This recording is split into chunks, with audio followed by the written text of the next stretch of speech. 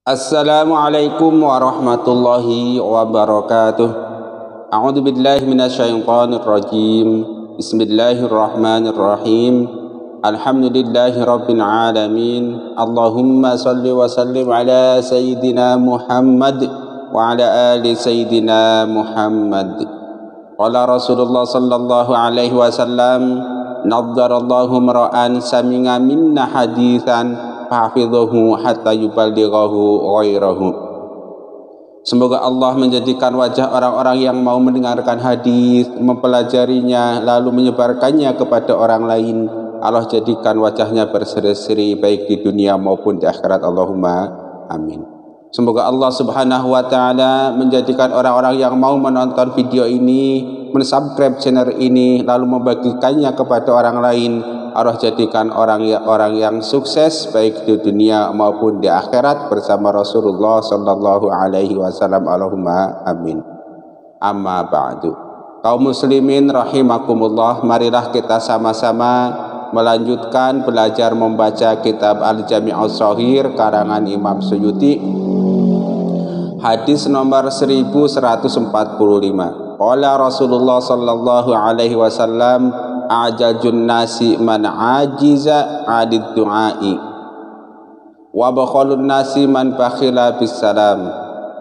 Artinya, orang yang paling tidak mampu adalah orang yang tidak mampu berdoa, dan orang yang paling kikir adalah orang yang kikir mengucapkan salam. Hadis riwayat Tabrani dalam Al-Awsat dan Baihaqi dalam Syu'abul Iman dari Abu Hurairah. Status hadis ini sahih. Orang yang paling lemah pemikirannya dan pandangannya adalah orang yang lemah dalam meminta kepada Allah subhanahu wa ta'ala, karena dia meninggalkan apa yang diperintahkan Allah subhanahu wa ta'ala dan mengundang kemurkaan Allah subhanahu wa ta'ala. Orang yang paling kikir adalah orang yang kikir mengucapkan salam kepada orang Islam yang ditemuinya, baik yang dia kenal maupun yang tidak dia kenal, karena sesungguhnya salam merupakan salah satu perbuatan yang ringan tapi sangat besar keutamaannya dan pahalanya. Meskipun sangat ringan, tetapi ada saja orang-orang yang tidak sanggup memberikannya sehingga dia dicap sebagai orang yang paling kikir. Jadi hadis ini itu menjelaskan dua hal. Pertama, menjelaskan orang yang paling lemah. Siapa orang lemah itu? Orang lemah adalah orang yang tidak mau berdoa. Orang lemah adalah orang yang paling malas berdoa. Coba kita cek, kenapa orang yang tidak mau berdoa bukan orang yang lemah? Begini, ketika kita tidak berdoa, itu artinya dalam tanda petik kita tidak sedang terhubung dengan Allah subhanahu wa ta'ala melalui doa. Nah, kalau kita sedang tidak terhubung dengan Allah subhanahu wa ta'ala, apa artinya kita nggak bisa apa-apa? Ya kan, karena apa? Semuanya milik Allah, semuanya atas izin Allah, semuanya kekuasaan milik Allah. Maka kondisi kita itu sangat lemah ketika kita tidak terhubung dengan Allah. Mudah setan masuk, gitu kan, mudah menjadi kafir dan lain dalam kondisi yang sangat rentan, sangat berbahaya. Tetapi ketika kita kemudian berdoa kepada Allah subhanahu wa ta'ala, meminta misalnya dengan doa yang paling utama yaitu alhamdulillahi rabbil alamin, dengan serta merta ketika kita memanjatkan doa itu mengubah status kita dari status bukan siapa-siapa menjadi seorang hamba Allah, dari status yang terputus dari Allah menjadi status yang terhubung dengan Allah. Apa yang menghubungkannya? Doa. Iya, ada sebuah hadis lain dari lain mengatakan bahwa Allah bersama orang-orang yang ingat kepada Dia, yaitu bersama orang yang sedang berdoa. Jelas ya, kenapa seseorang itu menjadi orang yang lemah? Dia sendirian, tetapi ketika dia berdoa, statusnya berubah menjadi terhubung dengan zat yang maha kuat, yaitu Allah subhanahu wa ta'ala. Ya, itu satu intinya begitu. Intinya ketika kita berdoa kepada Allah, merubah status kita dari bukan siapa-siapa menjadi hamba Allah, menjadi seseorang yang sangat kuat, menjadi seseorang yang terhubung dengan Allah subhanahu wa ta'ala. Yang kedua, hadis ini mengatakan siapa orang yang paling bakhil? Abkhalun nasi man bakhila bis salam. Orang yang paling bakhil adalah orang yang bakhil mengucapkan salam. Orang yang malas mengucapkan salam itulah orang yang paling tentu alasannya mungkin dia banyak lah, mungkin malu, mungkin belum biasa atau apa. Tapi dia mengucapkan merupakan jadi orangnya baik aja. Jangankan dia memberi sesuatu kepada orang lain, mendoakan saja dia malas, kira-kira begitu. Nah, tentu salam yang paling utama adalah assalamualaikum warahmatullahi wabarakatuh.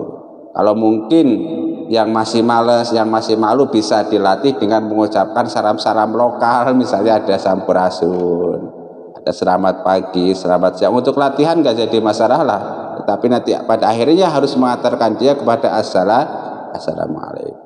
Jadi jelas ya, kalau Anda mau cari orang yang paling bakhil, yaitu orang yang paling malas mengucapkan salam kepada orang lain. Assalam itu kan artinya mendoakan orang lain supaya mendapatkan keselamatan.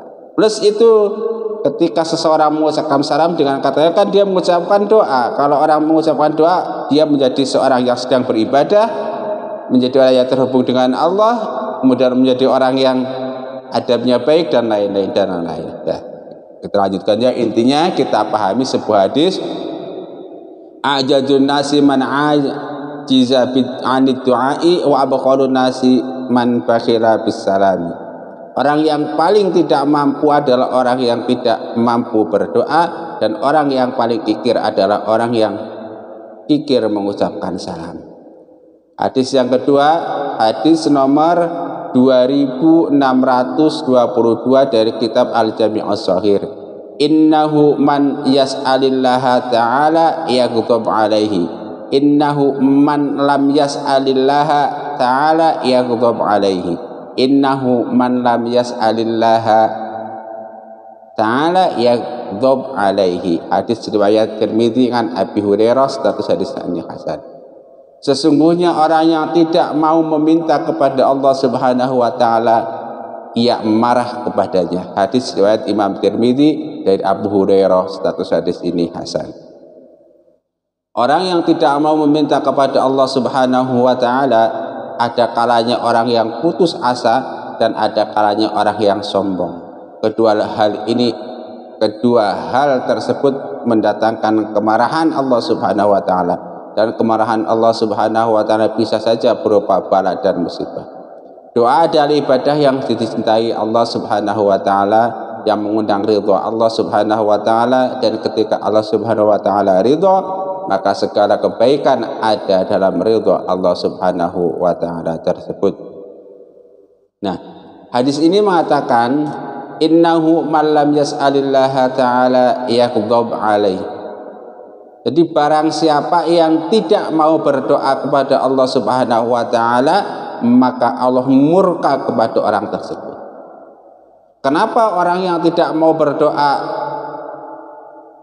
dimurkai Allah? Karena kalau orang yang tidak mau berdoa, maka pilihannya dua.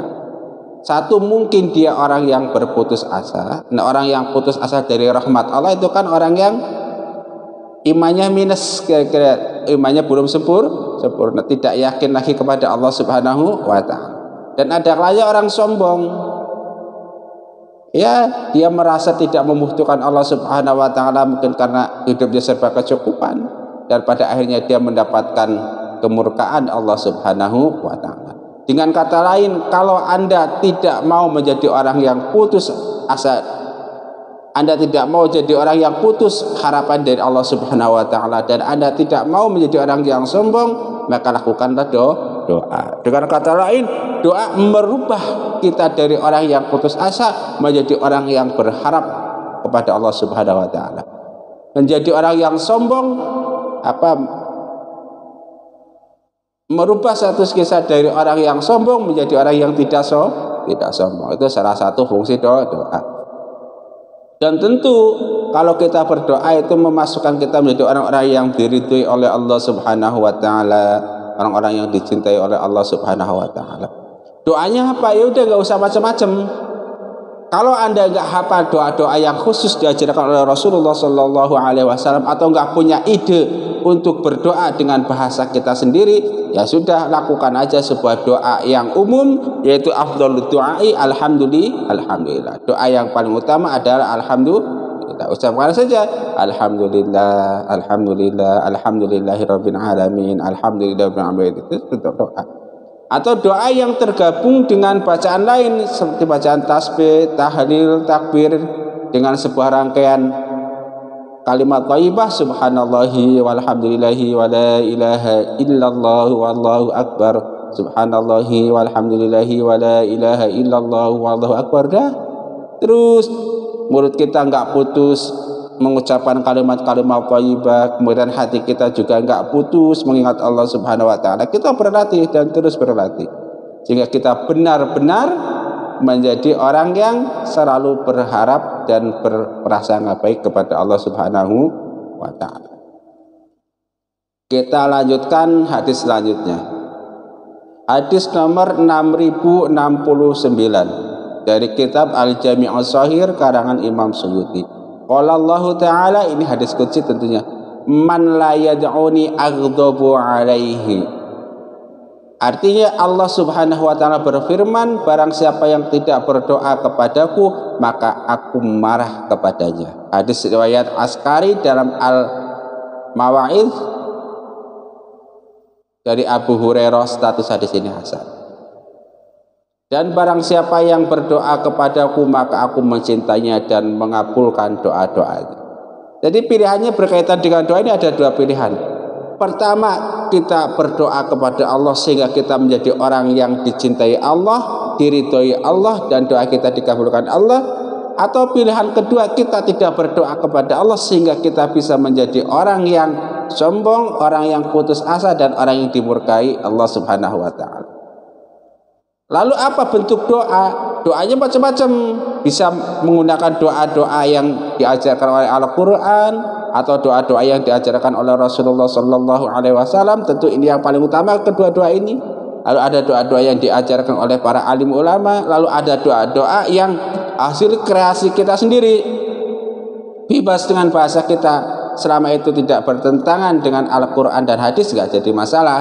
Tetapi kalau bagi anda yang pusing atau mau berdoa apa, ya udah pakai sebuah hadis, Abdul Dungai alhamdulillahi rabbil alamin. Ya udah alhamdulillahi rabbil alamin, alhamdulillahi rabbil alamin, atau gabungan dengan yang paket lengkap subhanallahi walhamdulillahi wa la ilaha illallah wallahu akbar wa la haula wa la quwwata illa billahil aliyyil azim.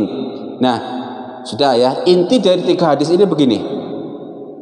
Kalau bisa hafalkan hadis ini. Kalau tidak bisa tanamkan makna hadis ini bahwa kita harus berdoa kepada Allah Subhanahu wa taala. Dengan cara berdoa membuat diri kita bisa diridhoi oleh Allah Subhanahu wa taala, bisa dicintai oleh Allah Subhanahu wa taala, dan bisa dikabulkan doa-doanya oleh Allah Subhanahu wa taala, dan menjadikan kita seorang hamba Allah yang sangat kuat. Tetapi dengan meninggalkan doa, maka kita berpotensi menjadi hamba yang dimurkai Allah, hamba yang sombong, hamba yang putus asa, dan menjadi hamba yang sangat lemah.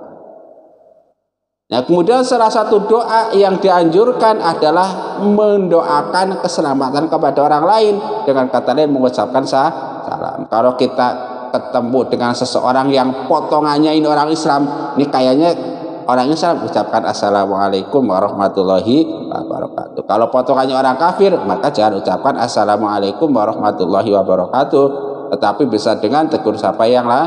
Ya udah ya, intinya sudah dapat ya. Jadi kalau bisa hafalkan hadis ini, kalau enggak tancapkan maknanya dalam pikiran kita, dalam hati kita, sehingga ketika kita mengucapkan alhamdulillahirabbil alamin, otomatis hati kita, pikiran kita, ilmu kita mantang bahwa kita akan menjadi orang yang diridhoi oleh Allah. Dengan keyakinan itulah semua hal-hal buruk akan pergi dari diri kita. Setan minggat, jin takut, kekufuran juga takut, dan kita menjadi orang yang soleh dan langsung terhubung dengan Allah Subhanahu wa ta'ala. Allahumma amin. Saya kira itu cukup. Rabbana taqabbal minna innaka antas samiul alim wa tub alaina innaka antat tawwabur rahim. Subhanakallahumma wa bihamdika asyhadu an la ilaha illa anta astaghfiruka wa atubu ilaik. Wa afa minkum. Wassalamu alaikum warahmatullahi wabarakatuh.